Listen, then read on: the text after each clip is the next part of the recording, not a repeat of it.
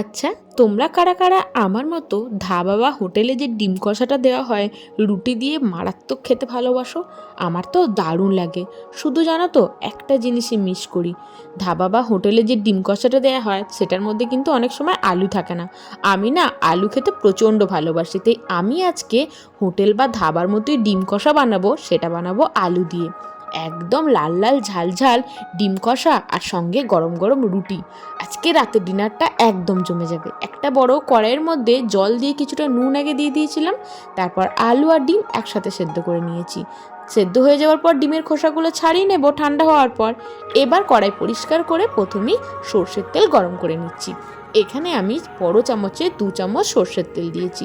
দেখো, 2টো শুকনো লঙ্কা দিয়ে দিলাম আর দিলাম হাফ চামচ গোটা জিরে। তারপর ফোড়নটা কিছুক্ষণ ভাজা হয়ে গেলে একসাথে বেটে রাখা পেঁয়াজ রসুন আর আদার পেস্টটা আমি দিয়ে দিলাম।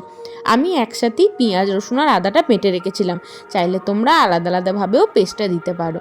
মশলাটা দিয়ে বেশ কিছুক্ষণ তেলের সঙ্গে কিন্তু নাড়াচাড়া করে ভেজে নিচ্ছি। তারপর 2টো মিডিয়াম সাইজের টমেটো কেটে রেখেছি, টমেটোটা দিয়ে দিলাম। টমেটোটা একটু বড় বড় করে পিস করে দিয়েছি, কারণ টমেটোটা বেশ একটু শক্ত শক্ত হয়ে থাকলে না মুখে পড়লে খেতে বেশ ভালো লাগে। আর এই সময় অল্প একটু নুন দিয়ে দিলাম যাতে টমেটোটা তাড়াতাড়ি নরম হয়ে যায়। তারপর একে একে শুকনো মশলাগুলো দিয়ে দিচ্ছি, যার মধ্যে হলুদ গুঁড়ো দিলাম, হাফ চামচ জিরে গুঁড়ো দিলাম, এবার দিয়ে দিচ্ছি হাফ চামচ কাশ্মীরি লঙ্কার গুঁড়ো। এতে কালারটা কিন্তু একদম লাল লাল আসবে। তারপর সব কিছু মশলা একসাথে আমরা নাড়াচাড়া করে মিশিয়ে দিচ্ছি। চলো, মশলাটা যাতে একদম কাঁচা কাঁচা গন্ধ না থাকে তার জন্য 10 মিনিট ঢাকা দিয়ে দিই। মোটামুটি 10 মিনিট ঢাকা দিয়ে রেখেছিলাম। ওদিকে টমেটো একদম নরম হয়ে গেছে আর দেখো তেল ছেড়ে দিয়েছে কত সুন্দর। শীতে সবচেয়ে যেটা বেশি আমার প্রিয় সেটা হচ্ছে পেঁয়াজকলি। আর পেঁয়াজকলি দিয়ে মাছের ঝাল বা ডিম কষা বানিয়ে দেখো, খেতে কিন্তু দারুণ লাগে। চেরা কাঁচা লঙ্কা, ধনে পাতা আর বেশ কিছুটা পেঁয়াজকলি দিয়ে মশলার সাথে ভালো করে কষিয়ে নিলাম। তারপর সেদ্ধ করে রাখা আলুটা দিয়ে দিলাম। আলুটা আলাদা করে চাইলে তোমরা ভেজে নিতে পারো, সেক্ষেত্রে কিন্তু পেটে তেল একটু বেশি ঢুকবে, তাই আলু আর আলাদা করে আমি ভাজলাম না। আলুটা দিয়ে মশলার সঙ্গে কিছুক্ষণ কষানোর পর সেদ্ধ করে নেওয়া ডিমটাও দিয়ে দিলাম। এইভাবে করে দেখো, তেল কিন্তু বেশি লাগবে না, অথচ জিনিসটা খেতে দুর্দান্ত হবে। ডিম আর আলু ভালো করে কিন্তু নাড়াচাড়া করে কষিয়ে নিচ্ছি।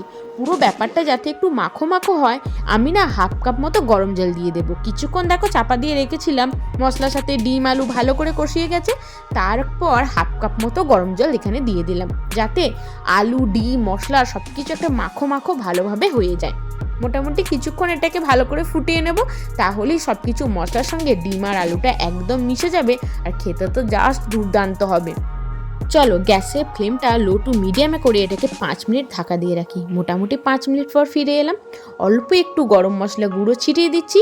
আমাদের হোটেলের মতো লাল লাল ডিম কষা একদম রেডি, সেটা আবার আলু দিয়ে।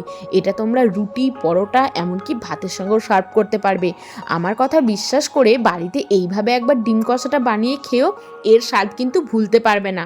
রাতে গরম গরম রুটি দিয়ে এই ডিম কষাটা খেতে যা ভালো লেগেছে, আমি তো মাঝে মধ্যেই বানাবো এই ডিম কষাটা। আর আমার মতো ডিম কষা খেতে কারা কারা ভালোবাসো আমাকে কিন্তু কমেন্ট সেকশনে অবশ্যই জানাবে। রেসিপি ভালো লাগলে লাইক করো, ফ্রেন্ডস ফ্যামিলির সঙ্গে শেয়ার করো। টাটা।